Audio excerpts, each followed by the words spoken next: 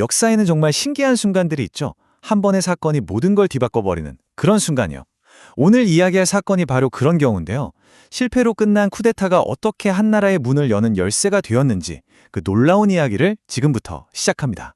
자, 그럼 한번 들어가 볼까요? 이야기는 19세기 말 조선에서 시작됩니다. 새로운 시대를 축하하는 파티가 열리던 바로 그날 밤, 모든 것이 혼돈 속으로 빠져들게 되죠. 네, 우리 이야기는요. 말 그대로 정말 빵 터지는 사건으로 시작합니다.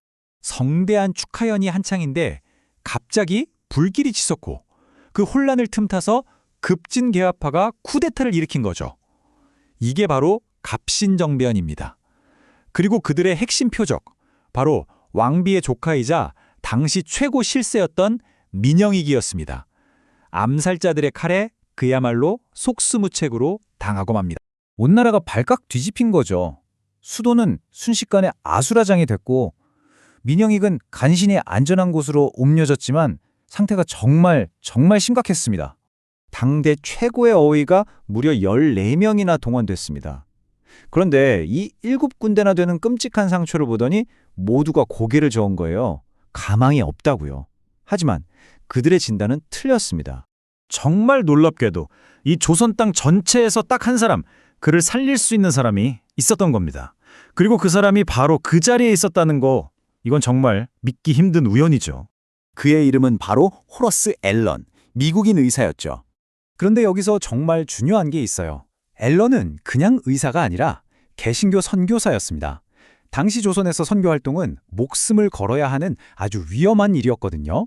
그래서 공식적으로는 미국 공사관 소속 의사신문으로만 들어와 있었던 거죠.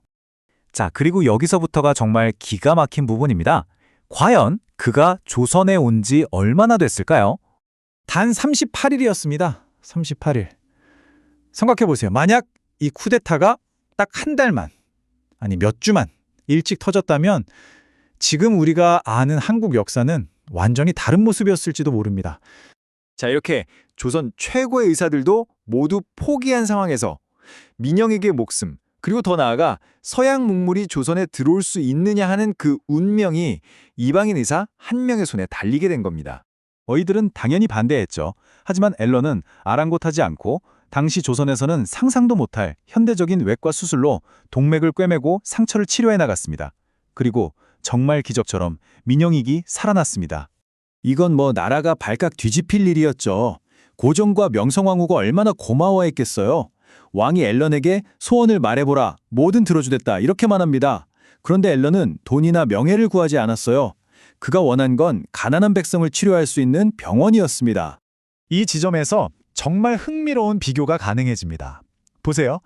천주교는 조선에 들어오기 위해 100년이 넘는 시간 동안 끔찍한 박해를 견뎌야 했고 10,000명이 넘는 순교자가 나왔습니다. 그런데 개신교는요?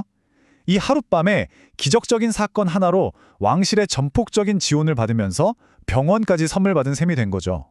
정말 엄청난 차이죠? 그럼 이런 생각이 들죠.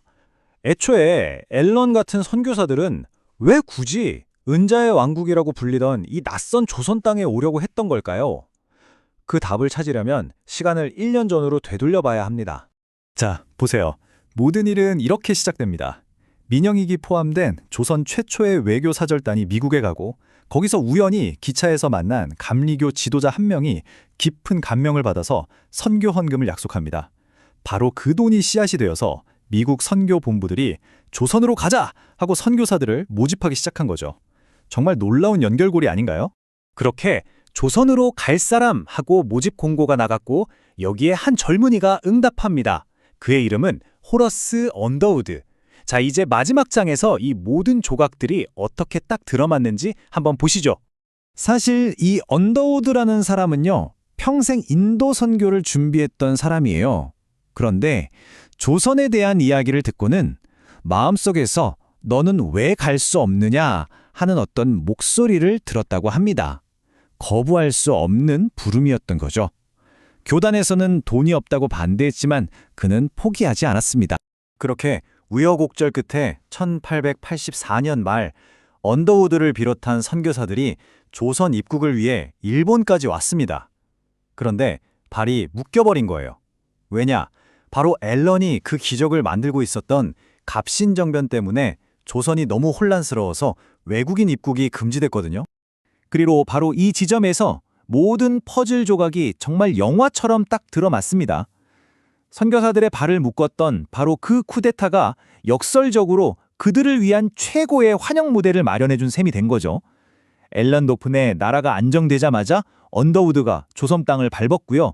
며칠 뒤에 문을 연 국립병원 광해원에서 앨런을 도울 수 있게 된 겁니다. 타이밍이 정말 기가 막히죠? 정리하자면 이렇습니다. 나라를 뒤흔든 끔찍한 정치적 재앙이 오히려 서양 의학과 선교가 조선에 들어오는 문을 활짝 열어주는 열쇠가 되어버린 겁니다. 자, 그래서 우리가 처음 던졌던 질문으로 다시 돌아오게 됩니다. 이 모든 게 그저 믿을 수 없을 만큼 놀라운 우연의 연속이었을까요? 아니면 당시 많은 사람들이 믿었던 것처럼 보이지 않는 손이 이끈 신의 한 수였을까요? 여러분은 어떻게 생각하시나요? 한 번쯤 깊이 생각해 볼 만한 질문인 것 같습니다.